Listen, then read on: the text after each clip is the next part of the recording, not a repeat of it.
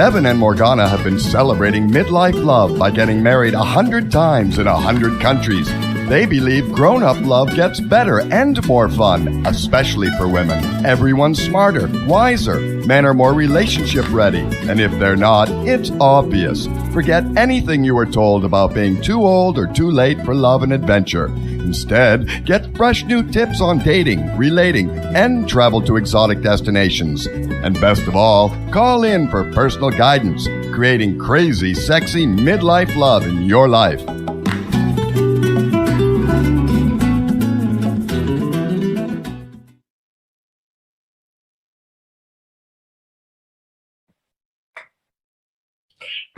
Hello. Welcome to Crazy Sexy Midlife Love.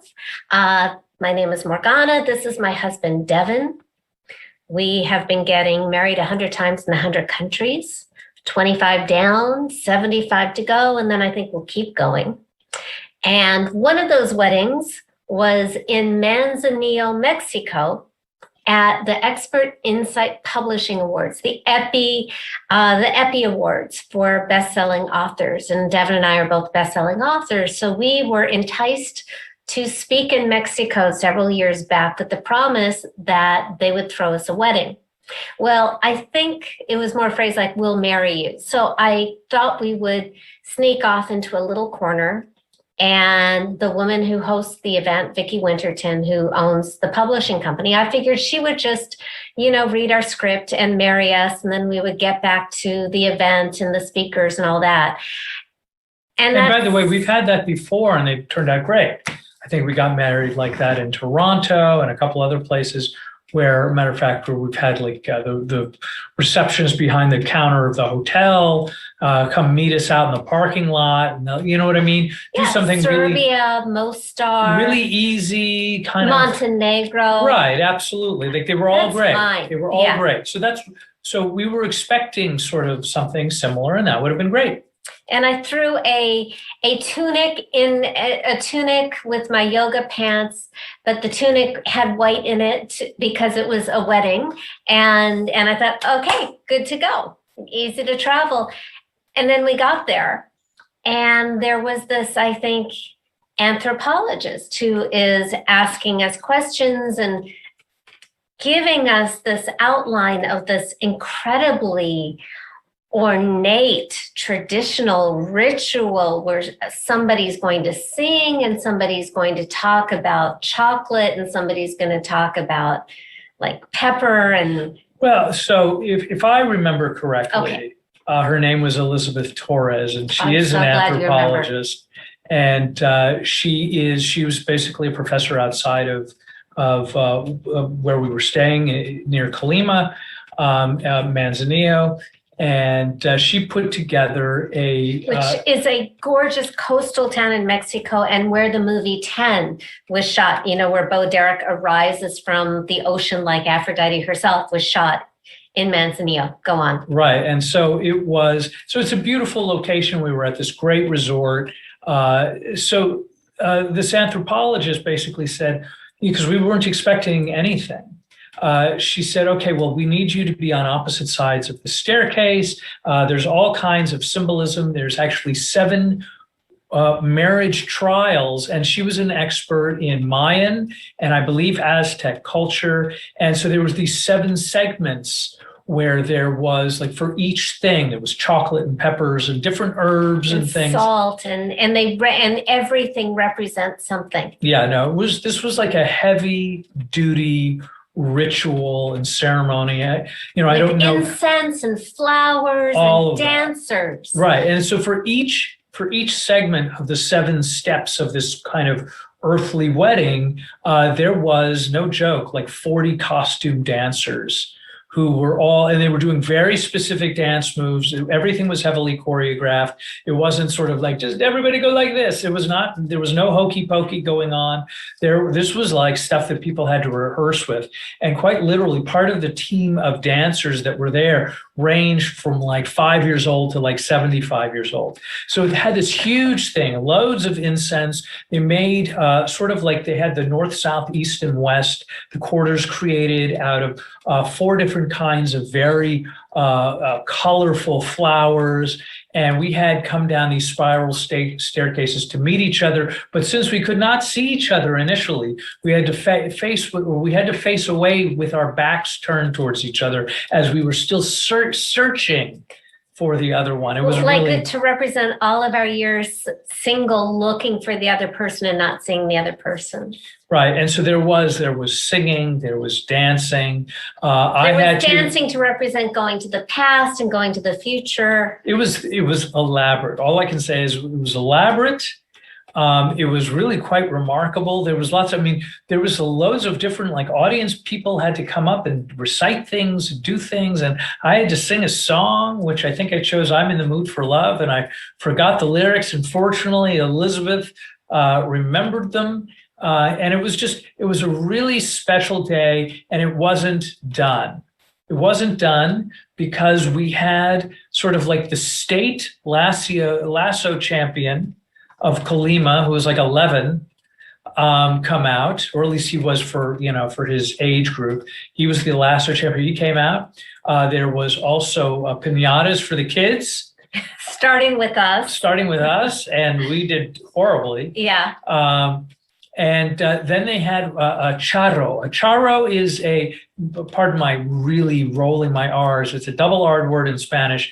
A charro is basically a cowboy, but it's like a Latin lover cowboy. So he is dressed to the nines with the cowboy hat and lots of silver all over him and working it out. And he is on a dancing horse. In other words, a highly, highly trained horse that did all kinds of remarkable tricks. It was crazy. And then they fed us and they gave us that kind of what is the liquor, the kind that tequila, this incredibly expensive tequila that was one of the tastiest things that I've ever had, but it's like fire going down your throat. And we're in this glorious resort on the water, and tropical and beautiful, and all these wonderful, kind people, and everybody just kind of comes together like a family, and they're our family for this event. Even if we didn't know them before the event, years later, they remember being there. And we're bringing this up because we just had this year's Epi Awards. We are once again best-selling authors. And this time it's because they interviewed us about our wedding and then put it into a book called The Magic of Manzanillo, which became an international #1 bestseller. Right. Yeah. And reading that chapter just brought it all back. And so we won some more literary awards for being in this book, because the book won a bunch of awards, and we had the grand ceremony today, and exciting stuff. So that's what's been going on. And then we should point out Vicki Winterton was the really remarkable, incredibly generous publisher who puts together the event. We've been to multiple events, and that is the lovely Vicki and her husband. For those of you watching the video, I'm holding up the program that has Vicki Winterton and her husband Terry, who live down in Manzanillo. And you visit enough times, and you kind of want to move down there. Yeah, no, it's without question, it's a beautiful part of the world. I can't wait to get back to next year. Yeah, next year's awards. We do it every year. Yeah, it's a great event. It's a great event. But so after the virtual ceremonies wrapped up and we went to the beach and came home, we saw a plane with a banner. Devin saw it. I was too oblivious. What did the banner say? It said, "I love you. Will you marry me, Ashley?"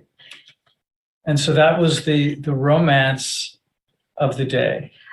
And I told that airplane driver that her name was Morgana. And he came up with Ashley. Let me say, sometimes you don't get what you pay for. And so this is just one of those moments where I shake my fist at the heavens. I pointed out I'm outraged. that Devin's never proposed to me with an airplane. Well, I did, but he got the pilot. The pilot got it wrong. And I fell in love with you for your above par lying skills. Oh, I'm so glad that you believe me. Okay, so we have an amazing guest, like all airplanes aside. We have an amazing guest today. I saw her speak a few weeks ago and I was enthralled and inspired. She is a visionary and a poet.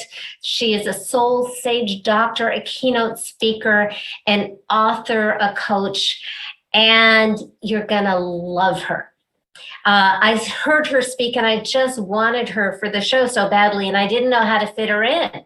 And so I asked her if she was married and she said 19 years. And that was like, okay, that takes care of that. You're in. So we are going to meet Precious Pauling and her husband, Rondell. And I can't wait for you to fall in love with them like I did. Welcome, Precious. And before we dive in, I have to ask you, how did you get your name Precious? I'm so glad you asked that question. People often never ask me that question.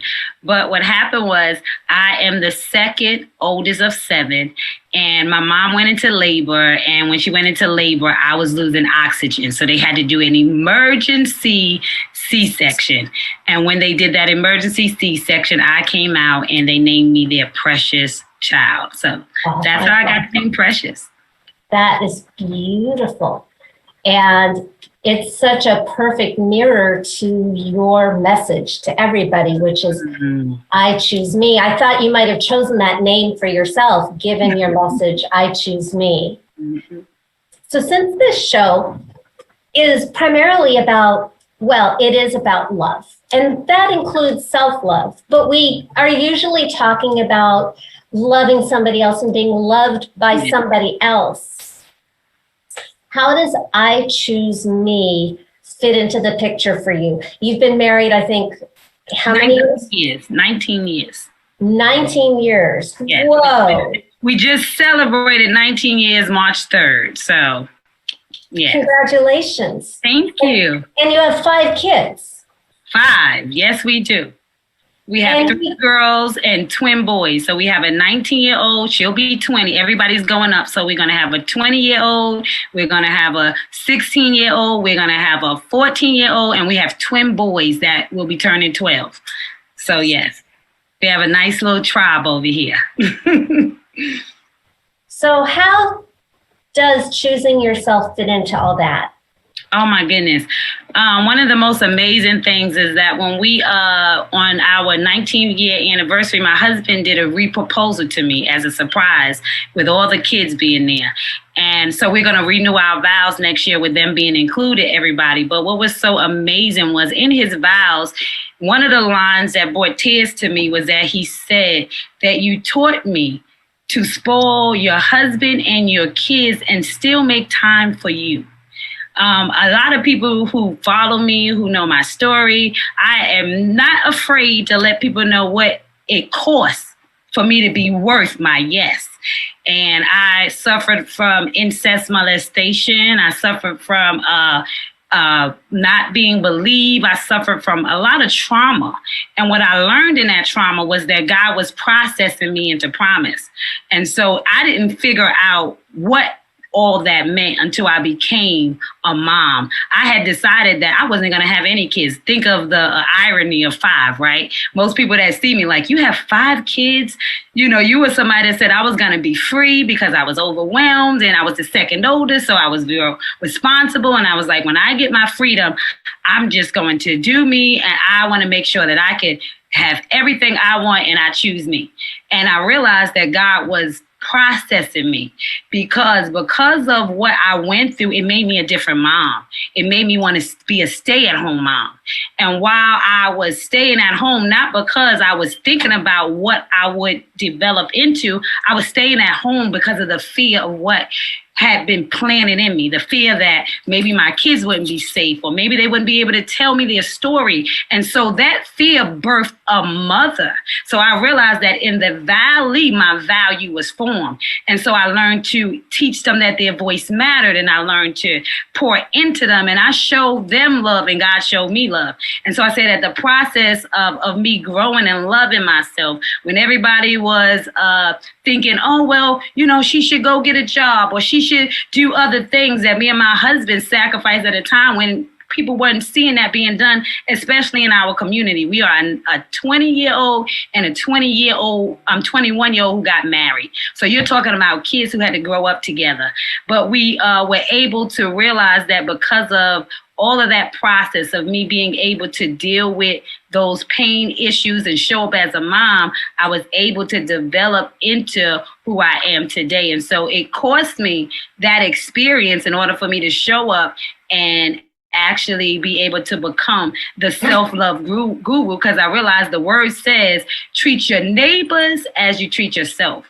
And until I love on me, until I celebrate me, until I let go of those things that hindered the beauty or the light, they just showed me that it was going to make me the answer to somebody's problem. And so I think that was the gift in that lesson that I was able to turn into a blessing. Can I ask you a question? Absolutely. First off, that's a beautiful story.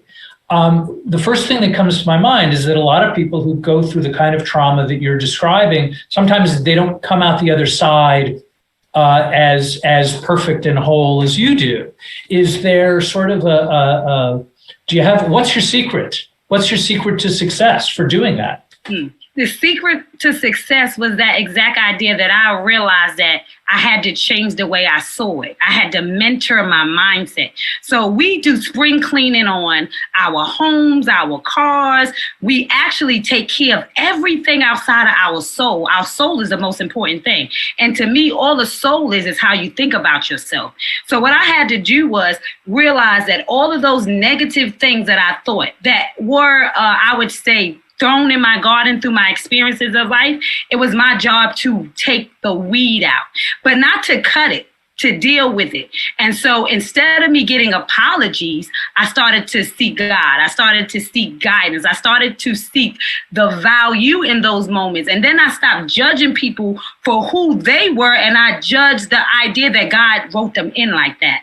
So when I forgave the people who God wrote in the story for who he wanted me to become, I became a better person. And it taught them to realize that we don't have to hold on to a lot of stuff, that our gift is turning that experience into the solution. That's why God sent me. So when I realized that it was bigger than me, when I was able to share more of my story, it was years. I was married to my husband for 5 years before he knew I was molested by my own father. I didn't share that. So could you imagine how confused he was? Because of stuff that I buried, which we all do because we claim the shame of other people and not the process or the promise that we got or developed through it. So by me being courageous enough to be able to tell myself my value and not care what the outside was thinking before they could understand the story, it gave me the courage to let my mess aid so I could have a message. I would say the gift I gave myself was allowing myself the time without the restrictions to go through what I was feeling in order to be who I am today. So it's no magic pill, but it was a conscious decision to have faith in the you want to be.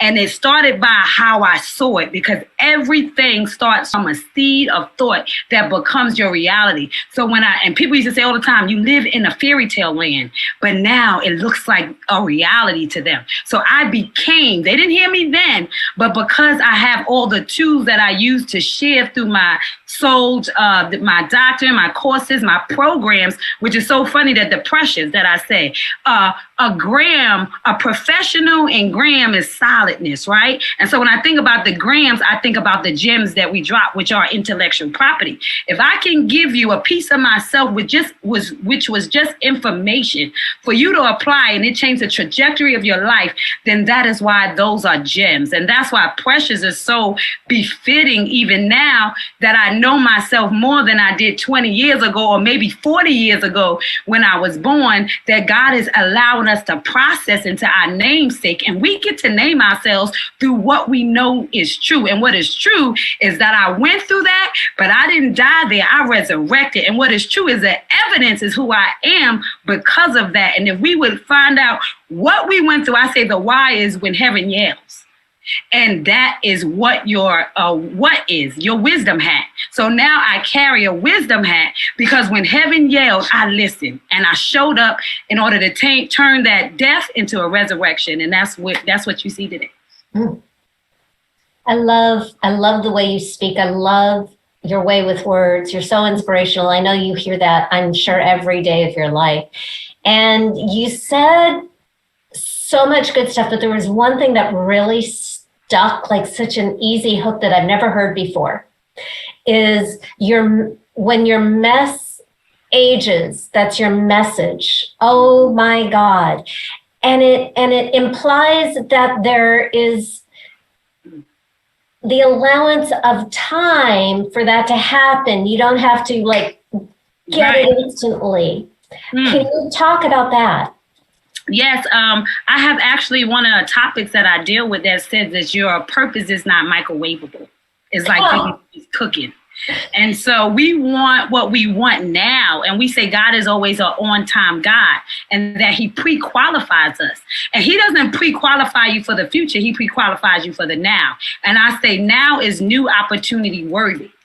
And as long as you have breath, you have the now. And so the way we qualify ourselves is by basically realizing that as long as I'm stuck in yesterday, which is the pain of my past, and I don't show up in today, which is my present, I never get into the future. And so I realized that many of us are survivors, but many of us aren't soulvivors, because your soul is what you think about yourself after the experience.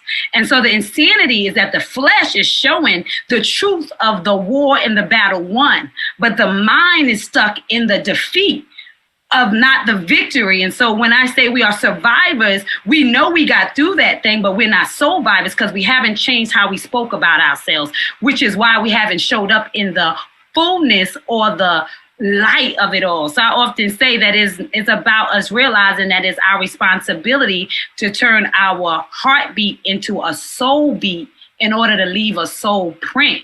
Because the fingerprint tells us what you got wrong in this world, but the soul print tells us what you got right. And I often say what God got right is you. And so if I could find out what was that for and what it was teaching me and how can I serve somebody with it for me to get a return on my investment, then that is me showing up purposefully every day. Because process into promise is about purposefully stepping forward every single day until you reach whatever destination. And they are going to change upon arrival. But if you don't have faith in your yesterday and what you acquired and what you conquered, then what will you have to lead you into your tomorrow? So the mindset of dealing with our soul, the mindset of what we accomplished through it all is what leads us into our greatest destiny, where we get to live in a reality that looks like magic. So people look at me like, you're so magical, and it's because we are all magical, because we are the supernatural force. Abracadabra is a moment. Every moment we choose to show up for ourselves, we create another moment, which is the wand in your life. So you're waiting for somebody to show you magic when God said, I placed the magic inside you. You've experienced that. You know your worth. You know your value. The question is, what will you do with what you paid for what you already acquired? What I love about what you're saying, and by the way, I completely agree with you. I love how you talk about purpose and consciousness and being in this moment. And I think when I think of similar things, I tend to think of sort of like we're always at a Y crossroads. And it's either I can be in fear or I can be in faith. And the problem is the fear frequently appears very real, right? And the universe has a way of saying, are you sure you want to go down this faith road? Because I'm going to give you a whole lot of reasons to not see the faith. I'm going to give you a whole lot of reasons to feel the fear. And I think that's what stops a lot of people. I think that stops a lot of people because what ends up happening is, okay, I know it's right. I know the right thing to do, or I know the next action I should be taking in my life. And then I'm going to feel the fear. And I don't like it because I just want to feel okay. And sometimes I'd rather just be like flatlined rather than having to do this other thing where I don't know what the result's going to be, right? And so I'm assuming when you talk to people, you probably talk a lot about this idea of fear and getting beyond what you think you are supposed to be in this world. How do you work with people, or how do you talk to people about that idea? You know what I find a lot of times, people don't have enough people to share their truths with. Because the reason why we don't celebrate our experiences is because everybody is always defending themselves. And nobody is hearing how it landed or what you throw. And so everybody is fighting to be heard and nobody is fighting to listen. And I think that's another big part of service. So what I do is I listen to them. Because in listening to them, I give them another perspective. You see, the problem is that they have no other perspective than the one that's traveling in their mind. And so God always says, if two touch and agree, it is so. I challenge myself through my experience to always be someone who can touch and agree with where they are in order for them to get through. And we live in lives where we don't have that person to touch and agree on our dreams because it seems irrational, to touch and agree on our experiences because they're comparing it to theirs, to touch and agree on what makes us authentic because it doesn't look like what makes them authentic. And I want them to understand that what being one of a kind means is valuing the fact that from where you're standing, it matters. And I want them to know that the reason why it matters is because they're here. And we all know matter is nothing but stuff that takes up space. And you matter because God has you still breathing. And so the idea is to find out, why did he want it to matter to you? Because in every scenario, God is so powerful that everybody's getting their own private lesson to turn into a blessing. And while we're so confused on minding God's business, which is other people's perspective in it, we forget about ours. And I often tell them it is our ability to be dumb. People get offended when I say dumb because most people don't know what it means. To be dumb means to be without voice or speechless. And we go from dumb kids to dumb adults because we suffer in silence. And when I say no more sis, I don't say queen, girl, woman. I mean suffering in silence. We all suffer in silence through the traumas that we think other people can't deal with. And then they misunderstand how we react because we have that seed that somebody else planted that we haven't gardened in our own mindset or in our realities. And so what I teach them is to not see it as what they did wrong, but see it as what you missed. Because what they said only stuck to you because it was already there. Because you confirm or deny whatever somebody offers you. And while we can blame the world for our misunderstanding of the light that we possess, it all starts with the relationship that we occur with ourselves. And if I can love on me, and if I can know me, and I can embrace my worthiness, then it changes how I hear what you say. And instead of me feeling offended, I might start feeling empathy because I can hear in your words the mirror of yourself. I can hear in your words what you expect or what you thought you gave me because you tried to, but you may have missed the mark. And if we can stop being unbelief, guess what it told me? That I didn't need a cosigner because it was still real whether they believe me or not. So it let me see that their belief system doesn't change the reality of the situation. And so my belief system was according to my experience. And we fight to defend people's experiences when it is real from where they are standing and what they know to be so. And instead of challenging their reality in accordance to what you want because it messes up the picture of what you created, it is about accepting how it hit at them and how it affects them. And so that's why belief is so important, because if it doesn't start with you, nobody can co-sign it. Your reality is your reality. That's all that matters, and that's not negotiable. Yes. So let's go back to I choose me. Mm-hmm. And you also chose your husband. Oh, yes. How does that work together? I would say, are you right on time? Here you come. Right on cue. I would say how I chose, how I chose my husband. It's so crazy that it was ordained. He really ordained. Because honestly, when we got together, I had a boyfriend. I wasn't even looking. And he happened to be around, and let's just say, he grew on me. I said he came to, and I would say he chose me unconsciously. I always say he came to kill, steal, and destroy. And I put a flag in him. And he married me, twice already with 5 kids and a 19. So I think, well, actually, why don't you tell them what made you choose me? Because I think a man finds a woman, and then we agree if we can co-sign the idea. So what made you want to marry me? You started off on an easy question. Her frugalness. Her frugalness is what really. I can't quite hear you. Her frugalness is what actually attracted me. I mean, of course, her beauty. She was a nice looking young lady. But when we went to the store and she asked for a discount, and then she got a discount, and then she checked her receipt and refused to leave something that she thought was too much. I was like, wow, so she's different. Different. So she kind of got me. And, she did a couple little things that kind of like went above and beyond the normal stuff that women were normally doing for me. So I was just like, well, she just gave me a different look about her from her actions. Nice. So he liked me because I was different. And I have this shirt that I made that says he married his favorite girlfriend.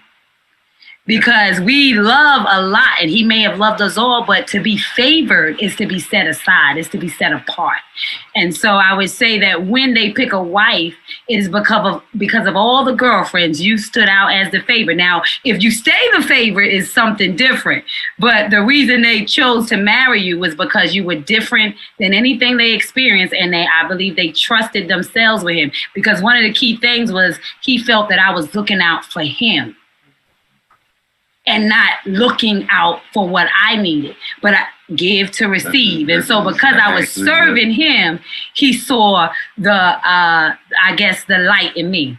And light and service is light. So I guess that's a good way. So this brings up a couple questions for me. So we're talking about marriage, which for me means that I'm choosing someone to be sacred to me, right? Beyond everybody else. Because we've got 7 billion people on the planet.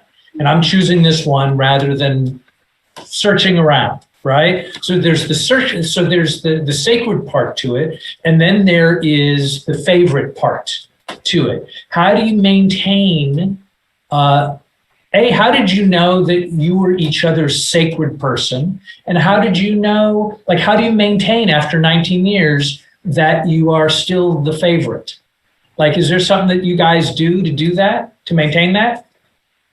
Well, for me,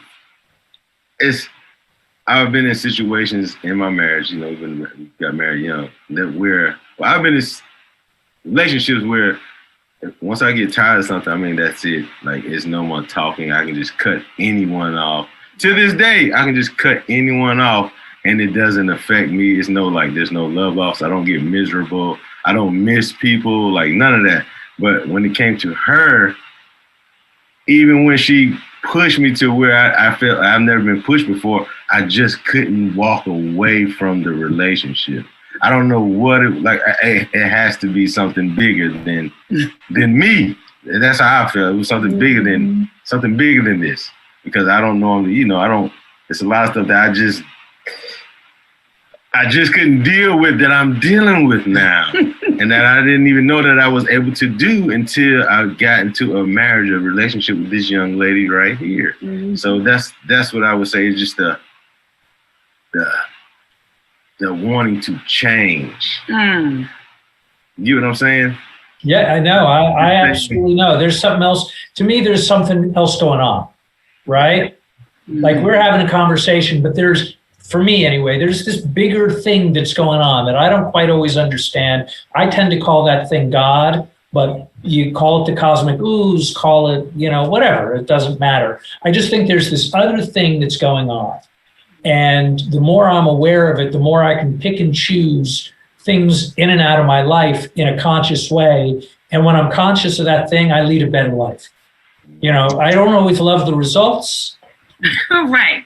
I don't have to love the results, but I tend to be like at ease with me. Like, it's okay, like I'm not happy with the result, but okay, we're moving forward. Is that something that's true for you as well? Yes, I would say one of the things that I have been practicing, especially in this last year in the marriage, is emotional control. I'll give you a quick story. I had hired myself. I started this program where you hire yourself. And so you pick a part of your life that you want to create momentum in, and you must hire yourself 40 hours a week in that specific area, creating qualifications, and you have to follow through for 30 days to form the habit. So I was doing this monthly hire myself, and I was doing my other business things, and I decided to hire myself in my marriage to spend extra time to make sure that while I was being an amazing mom and an amazing speaker and an amazing coach and doctor and all these other things, that I was being an amazing wife as well. So on this particular day, I said, okay, it's middle in the afternoon and he's not going to be expecting this. I'm hiring myself. I'm going to make a bubble bath, because we all know at the end of the day, there's one thing that can always fix a man sometimes. So I said, I'm going to give him a bubble bath, give him that one-on-one time, because with all the kids, you could imagine how hard it is to get that one-on-one time.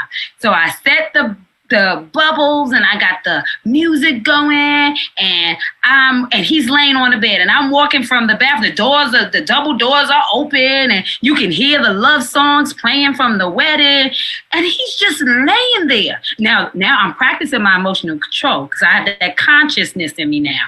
So I was taking 2 steps in the old precious, and I walked 2 feet, and I was about to say, what are you doing? You want this time? I'm setting the time, and da-da-da-da. And that was my first instinct, but the whisper said, you can create your reality by how you do. So on the 3rd step, I changed my energy. And I walked up to him as he was laying on the bed, ignoring all of this. And I decided to just take off his sock.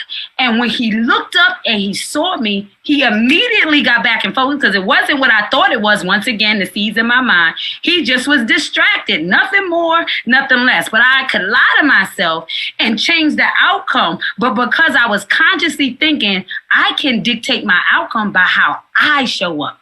So because I did that, and he opened his eyes and he looked up, we had an amazing afternoon, which I know wouldn't have been if I had been the person that I was okay being and with this chip on my shoulder. But if our responsibility is to always have a good day, then it starts with how I show up, not how he shows up, but the me that shows up, because it's very hard for them to fight against love. I say love grows everything. And he just couldn't do nothing but. And I saw it in that moment, because I've had moments when it went the other way. So I already knew how that would end up. But I chose a different tactic and got exactly what I deserved, which was what we saw before we started. And so once you create that vision, what you do, those moments are actually going to follow through with it being exactly how you want it to be, just by your showing up and being okay with it not working out the way you thought. But if your goal is for the best, then you got to always put your best forward. You just gave the greatest argument for why I believe midlife love is better. We're just smarter. Yes, we are smarter. we've already failed a lot. Oh my God, that's so true. Yeah, no, I've failed at everything. And I think what you're talking about is if you want something different, you're going to have to do something different. Come on now. And if I'm getting used to, like, if something doesn't go my way and I yell and scream at it, I'm going to get that result every single time. Yeah. Every single time. So it's just logic. If I want some other thing to take place, right? Because me yelling and screaming has a certain kind of results. Right. And they're usually not what I want. It usually doesn't make me happy. I don't sleep better because of it. If I do this other thing, and you just talked about it so beautifully that you can do it in a split second. Split second. And I'm sure it was hard. I'm sure it wasn't the easiest choice. I'm sure you have this one side of you going, I'm going to kill him. And the other side is like, but wait. But just love him. And it's a whisper, no, just love him more. Double down on the love. And when you double down on the love, everything seemed to change. Always. Always. There's only one way. And that's what I think we're learning in that midlife love, to communicate better. We are actually working on a book that will not come out until later, but it's called, until our 20-year anniversary, we're going to launch it. But it's called Loving Healthy, Living Wealthy. But wealthy is spelled WELLTHY, because the more we learn each other, it wasn't that we started here, but I love to say we processed into promise. We actually showed up for the yes, because every day that you're married, I often say when people ask about the yes, it's like when he proposed to me, when he got up, we weren't married. We had to plan a wedding. We had to go through those steps. We had to prepare for the yes. And that is what happens when you say I do. Every day you wake up showing up for that yes, what it requires of you to follow through with the yes of what marriage looks like. So it doesn't mean it's easy. It only means it's worth it. And because we put into the work and because we invested in our loves, we get to get a return of amazing children, to get amazing communication that we grew into because we were able to unpack our trust and insecurities on each other. So we no longer felt that we were alone, but we realized that God actually blessed us with a journey buddy that was going to make us deal with the things that we thought were hidden so that we could be the person that God called us to be. So I know that I'm everything I am because of him, even though I had no idea that my gift and a lot of the love for myself was trapped in how he was going to see me, serve me, protect me, and show up. So he rewrote the story of my past and gave me a future of magic. So yeah. Were you going to say something? Okay. Okay. So you mentioned the book that you're writing. Mm-hmm. You've actually already written a number of books, which are, I believe, available at your website. Mm-hmm. And we'll put that in the show notes. If you got to choose one book that would make the biggest impact on our audience, what book would you recommend? It would definitely be 365 Days of Loving Yourself to Life, Becoming the Gift You Were Always Meant to Be. Because my mission started by, until you love you, it's like this cup. And if you have a cup, and no matter what your responsibility is, if I take this cup and I set it here and I set it into a pen, and say a pen was sitting around the cup, let's say a flat pen, and I begin to say or pour from the water of the pitcher, I poured a little bit in myself, which represents the cup, just enough for it to stand, and then I stopped pouring into me and I started to pour into the pen, which represents my roles and titles, meaning whatever job I am, me being a mom, me being a wife, me being a friend, daughter, all those things, and I begin to pour into the pen.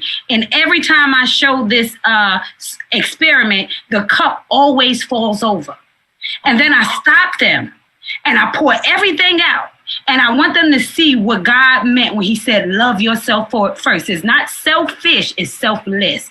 Because when I put that cup back down and I begin to say, I am a healer, I am a teacher, I am special, I am motivated, I am the X factor. And I filled up that cup and only poured in that cup. As the water began to pour, guess what? This cup began to overfill, and it began to fall into all of my roles and titles: my wife, my being a mother, being a sister, being a friend. And as no matter how much I poured into the she that God created me to be, no matter all the overflow, the cup never fell over. And guess what? The pen overflowed. And so did everything else that was around it. Because the idea is when I take care of me, I'm really taking care of everything that is attached to me. I am the ocean and they are the streams. So as much water is in me, as much can flow through them. So if I do my work, then the other work is easy. That's the concept. And how is that working for you, Rondell? That's working very well. That's the one thing I've learned is change, man. You have to constantly change. Even I mean, not just in a marriage, in any relationship that you have, man, it's constant change. Mm-hmm. Renewing your mind daily. Well, I think we're supposed to evolve. Yes. Yep. Right? Even if it's like, you know, I think we're supposed to just kind of, we have to be present. And I think we have to kind of roll with it and then look inward about what it is that I can change, because I can't make you change. I can't make the world change to serve me. That's not going to happen, right? That's me yelling and screaming and getting the results that, you know, are terrible. But I can change, and I can look into my heart and try to turn it, because usually it's much more about a slight shift in perception leading to great change rather than me throwing the baby out with the bathwater. That's right. That's right. You know, I just have to do these little things and be like what you said. Oh, you know what? I'm not going to get annoyed with my husband. I'm going to take off his sock and gently guide him to be present with me. That's right. Yeah, no, I love that. I think that's wonderful. Oh, let me tell you a pivotal thing we learned that was, about 5 years ago? The reason why he felt, I was like, you know, I would give my opinions all the time. And he was like, I was like, why you act like you jealous? Because I get to say what I want to say. You can say what you want to say. And he was like, that is not true. I was like, what do you mean is not true? He said, example, if I say what I want to say, it changes my nighttime experience. So I choose to suffer in silence because I prefer to have a nighttime experience. So in that moment, I apologized and I said, moving forward, you have the permission to say whatever you're feeling. And no matter how I receive it, it doesn't change your nighttime experience. So here's something that for 15 years, he was suffering in silence because he wanted to make sure that at the end of the day, he can get loving. So he would not deal with real issues that were annoying him for his bottom line. And so it was like how much we miss for what we want, and it's unfair that we aren't given the permission to be vulnerable and share our truth because we don't want people to punish us for how it landed on us. And I think, like we said at the beginning, why it's hard to have conversations, because we know we can't trust people with our truth because it changes how they move instead of changes how they hear us. How did you work with yourself to receive things that he said that may have hurt? I'm still working on that every day, because I realize in my own teaching people that, you know, educator, that means that you're learning as you're teaching.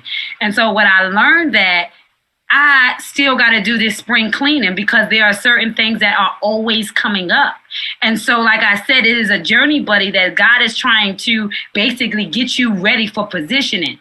And so all of these things that I'm taking you through is to mold you into that thing I need you to be. So what I realized that he was making me address the seeds that have been planted, that I was hearing him different. So it wasn't what he was saying, it was what I was hearing due to somebody else's planting, that I wasn't treating him according to the plant that he showed up as, but I was treating him according to the bad seeds that other people left in me. And so I had to start realizing that by everything he's doing, that what I'm thinking he's meaning is so wrong. And by us having I started this one-word conversations with two of my friends we do on Sunday. We really talk about words. And what I realize is that words have emotional connections to them according to who introduced you to the word. And so I often say, my dad for me is different than somebody else. I don't take your truth of it from you. I allow you to live in your experience of being walked down the aisle. But in the same breath, you don't get to take my experience from me. You allow me to say certain people I leave at a distance. And so it's allowing each other to realize that if I can allow you to stand in your perspective because it was your experience, and you allow me to stand in mine and thus not take it personal, but count it as process, that we're better for it. So it is still something that I am practicing daily, and it starts with my emotional control. I realize that when I react, I'm out of control emotionally, meaning I haven't addressed that which is inside of me. So I realize it has nothing to do with him, it's all me. And so it allows me to be like, all right, this is a you thing. Let him learn his lesson. It ain't my job to teach him his lesson. I'll give it to God. But I got to learn mine because it's keep on testing me. So God, I say the tests are today's evidence of surviving trials. So I got to find out, what do I need to survive today so that I can change my tomorrow by how I think? And I'm ruining time by misunderstanding and misappropriating situations and words that have no validity in this relationship. So that's a daily practice that I'm telling you. Once I master, honey, I'm gonna sell that book. No, there is, what you're describing is stuff that I've personally studied for a long time, or at least the way I'm understanding it. It deals with something called Kabbalah, which is basically kind of like a mysticism, a mystical form of Judaism. And what you're describing, or at least the way I'm understanding it, is that we really learn to take our reaction and turn it into proaction. In other words, we turn it into consciousness. Because I think when I look at the world, what I see so much of the conflict is that we're reacting to things. Mm-hmm. And we try to control this thing and we can't. Yeah. And so the only thing again, going back to what we were just talking about a couple of minutes ago, is that I have the choice to either react to the thing. And more often than not, when I react to something, even if it's a positive reaction, sometimes it's like, yeah, no, maybe you need to take a step back and breathe on this for a couple minutes before taking an action. In other words, moving my reactive brain into some sort of consciousness. Some sort of like where I'm willing, I've thought about the right action here. Sometimes, like there have been periods when I've given my daughter, and one of the things that I always think about is I love my daughter very much. And when she was tiny, we'd go through the market and she would yell and scream when we were going down the cookie aisle because she'd see some cartoon clown and she wants the cartoon clown. And so, I'm thinking, I don't want her hopped up on sugar. So she's going to yell and scream. And there were occasions where literally I would take the box of cookies and say, I love you. But it really wasn't, I love you. It was really, shut up. I just don't want you to know that. So I have this. So really what I was doing is I was basing my reaction. You know what I mean? I was giving into this moment based upon the way her yelling and screaming was making me feel, rather than me sort of doing what I knew to be the right thing. Yeah. You know what I mean? Like she can have a cookie, yeah. Just not now. Yeah. Yes. Okay. We are just about out of time. I would love to have this conversation forever. I know, right? That was cool. And we're supposed to, actually. And we should. Yeah. On and off, right? Or that's right. But how would you wrap this up? What is the best advice that you could give our listeners before they follow up with you at preciouspauling.com? The best advice I can give is that it's an inside job, and that the insight and the vision that you have is true, and it has been co-signed. And that all of those things that you've been through, all of those experiences that have you locked up, I say it is your opportunity to be able to share. And so it's about us realizing that we don't compete, but we complete one another. And the difference between compete and complete is the L. And the L stands for love. And when we begin to love ourselves like God told us to, we begin to love each other effortlessly on the journey of promise into whatever levels of destiny that are called to us. So I just want you to know that it is a baton, that it is up to us to pass the baton, to realize that we can never turn on anybody else's light, but we can provide enough light for them to find their switch. So it is our responsibility to stay lit in this world so somebody can find their way out of the darkness. I hope that somewhere on this hour that a light will shine in your darkness for you to know that yea, though I walk through the shadow of the valley of death, I shall fear no evil, for thou art with me. And the with me are us. God sent us to be with you, to share with you our testimonies, the places where we fell short, but where we got up again. And that is how we grow, by showing up because we can and because somebody is waiting on us. So if you do your job, then no work will be done. So I Choose Me is about you realizing that if I work on me and I do my personal work, there's nothing left to do. Thank you so much. Thank you. Thank you for having us. It's been such a privilege and a pleasure to be a part of what this amazing midlife love conversation. Yes. And to our audience, if you love conversations like this, please join us again. We're here every Wednesday at 5 p.m. Pacific time. Go to crazysexymidlifelove.com and join our love family. Download Devin's free ebook, Women Are Smarter Than Men. Because they are. And we will see you again next week. Mwah.